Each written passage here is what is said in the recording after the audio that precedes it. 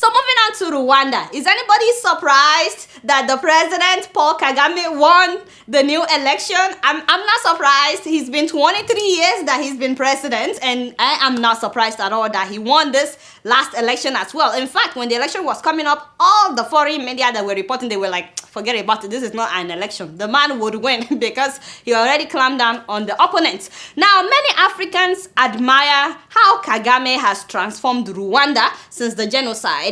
It is now the cleanest country in Africa. Electricity is stable, the roads are good, water is running in the cities, and not just that, they are producing their own laptops. I mean, a lot of African countries are now looking up to Rwanda as the only African country that is actually getting it right. So much love to share. Pure blackness, oneness so rare. So much love to care. Let them know they missing out. Mama Africa has so much love to share. At the same time though, so many Africans are upset about how Kagame is allegedly transforming Rwanda at the expense of the Democratic Republic of Congo. As you guys know, there's a UN report where they say that Kagame and other countries are responsible for the unrest in Congo. That most of the natural resources that Kagame is using to transform Rwanda is allegedly coming from Congo illegally, because it's like they are stealing the resources from Congo. You all know that Congo is the richest African country in terms of natural resources, including gold, diamonds, tin, coltan, water reservoir, and so on and so forth. Congo is the heart of Africa. So much natural resources, the animals, the flowers, everything. Because the money is there, the resources are there in Congo, and everybody wants a piece of Congo. Now till today, even though Kagame denies it, there are several reports alleging to the fact that during the genocide in Rwanda, thousands of Hutus fled to Congo, and Kagame got the US's support during the Clinton's administration to go after those Hutus in Congo. Paul Kagame, who led the Tutsi rebellion and was now in charge of Rwanda, saw these militant refugees as a threat to Rwandan national security. In the absence of justice, a terrifying cycle of revenge was about to take hold in Congo as Paul Kagame's army prepared to massacre what many experts estimate to be hundreds of thousands of refugees. Now, that's another man's country, but they invaded Congo anyway. They went into Congo in the name of trying to kill the Hutus that were there as refugees. And of course, they killed them at refugee camps. These Hutu were not combatants. They were not people under arms. They were elderly. They were women, they were children, they were sick people, and the UN knew about it almost in real time. The UN knew, the US government knew, I believe other governments knew as well. Now, the word on the street is that the US supported Kagame because they felt bad that they didn't do anything when the genocide in Rwanda was happening. They did not make an effort to openly investigate those who were not good enough. They allowed investigations to be blocked. With the leaders of the United States and the United Nations looking the other way, Kagame proceeded with a full-scale invasion of Congo with his Ugandan ally, Yoweri Museveni. But the story did not end there. There are several reports that they didn't just go after the people, after the Hutus, that they actually went after the natural resources in eastern Congo. And it's not just Rwanda. Uganda also invaded Congo. In fact, about 9 countries now have forces in Congo. Rival warlords surrounding African countries like Rwanda and Uganda in the east have just gone in there and helped themselves to this enormous natural wealth. But there are several reports that Rwanda is the one playing the key role in the unrest that is happening in Congo. What role did the U.S. play in this? It was a pretty direct supporting role. I happened to go to Rwanda just before this invasion took place. Major shipments of weapons were coming in at night to support the Rwandan army. We had placed people in the country who were training Rwandan army troops. In short, we were supporting the invasion. Of course, leaders of both countries, they deny it. When I met President Paul Kagame earlier this year, he robustly denied any involvement. We should not be accused of a mess in DRC, period.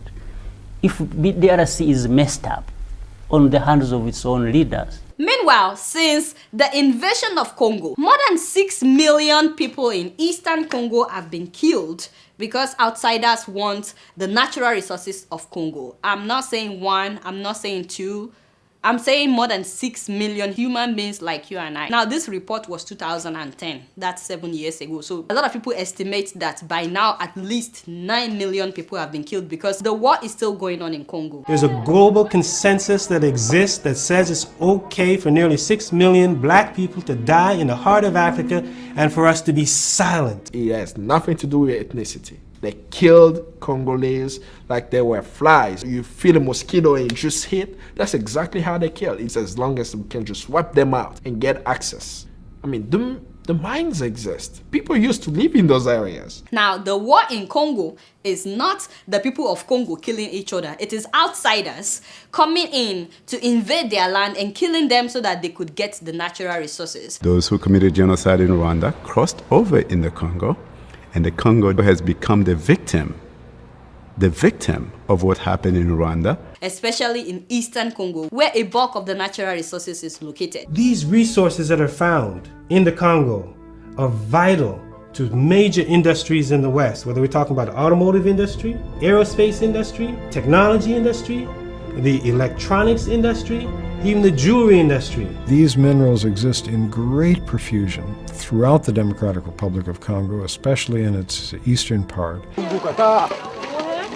Wanasema ni rako ndarafori kunatoka Rwanda, inatokea Rwanda inakuya mpaka huku. Maeko mambo ya kusema oh rako ndio iko napigana. Now, for the people who refuse to leave their land in Congo, many of them are either killed or they make them watch as they rape their wives and daughters right in their presence. Rape happened to be one of the weapon that worked the most, because as soon as you destabilize a community, you rape the entire village, the women of the entire village, in front of the children, in front of the husband, that community is broken completely, because the men cannot look at the wives in the eye and say we were unable to protect you, and the women cannot survive that trauma. You guys know that rape has been used greatly as a weapon in eastern Congo. In fact, there has been several reports about how Congo is known as the rape capital of the world. At the same time, they make sure that they destroyed the hospitals so that those that were wounded would die. They don't want them to recover.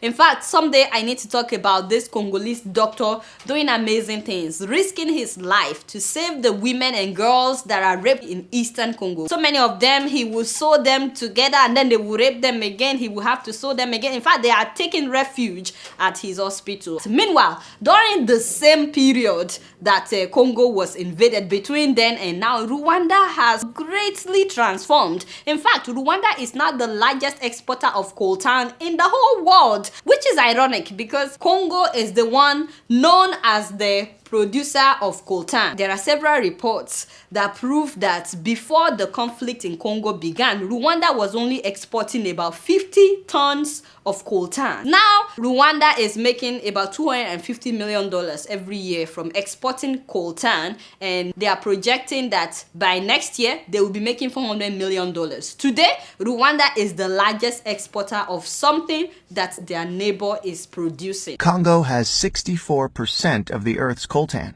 a precious mineral that is needed for our modern electronics, with the largest reserves of cobalt on the planet. Cobalt is a strategic and critical mineral that is essential for our aerospace, military, and defense industries. Although their president insists that they have coltan in Rwanda, they have mines in Rwanda. Another thing to keep in mind is that the president of Congo is a very good friend of the president of Rwanda. So yes, he looks the other way. So of course, Congolese citizens wanted to get rid of him last year during the elections, but the man cancelled the election. So he's technically in his third term by force. So a lot of people believe that so long as Joseph Kabila is there as president, Kagame will have unrestricted access to the natural resources in Congo. I have nothing against Rwanda, by the way, and I'm very excited about the developments in Rwanda. I have absolutely nothing against the people of Rwanda. I just don't think that it's okay to put someone else down for you to thrive, or to destroy one country for your own country to thrive.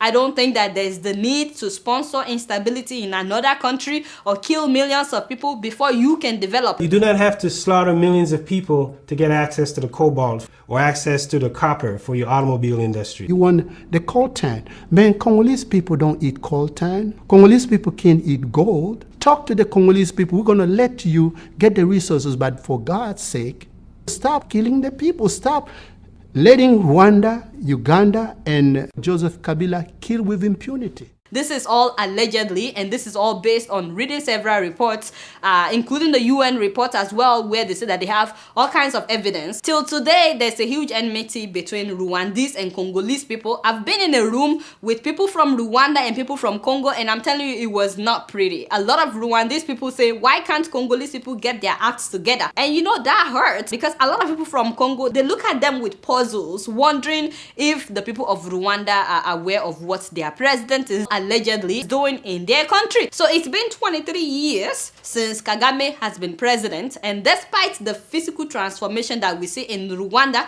there are several complaints of him clamping down on journalists, especially if anyone tries to report on his ties with the ongoing war in Congo or his role in the genocide. And not only that, it's a crime to protest. So I mean, it's not like you can't protest, but you are responsible for whatever happens to you after the protest, which is why you would never hear people protesting in Rwanda.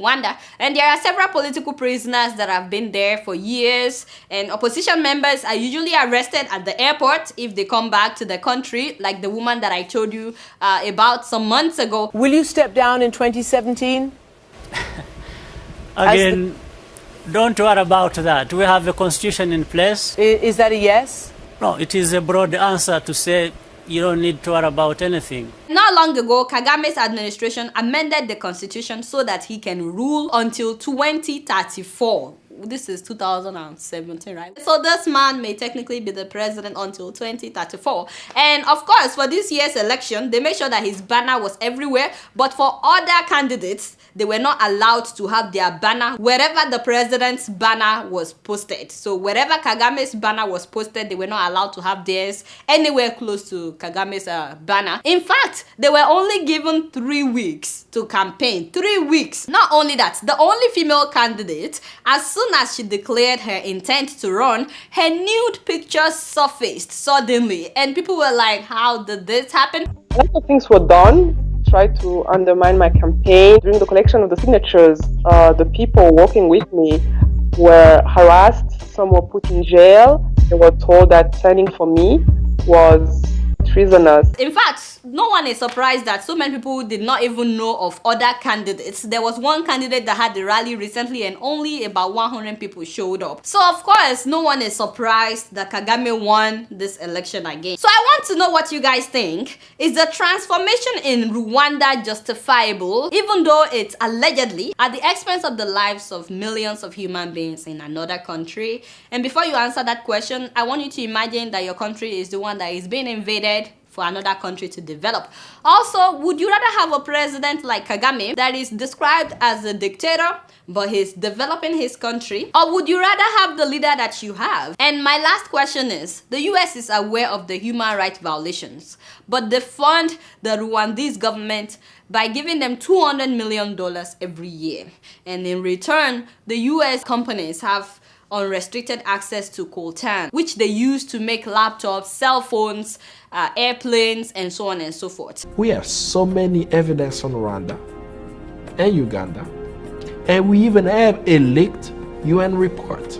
But since 2000, the United States have given Rwanda $1 billion. Why is the United States supporting a genocidal government? The US actually describes Kagame as a friendly tyrant. Why is Rwanda and why are Uganda important to the US military? Precisely because we can have them do things in Africa that we don't wish to do ourselves. We can have their soldiers die if need be. We can have them deploy places if need be. And so having proxies, having allies, having clients who are willing to do your bidding becomes very important. So I want to know what you guys think about this, about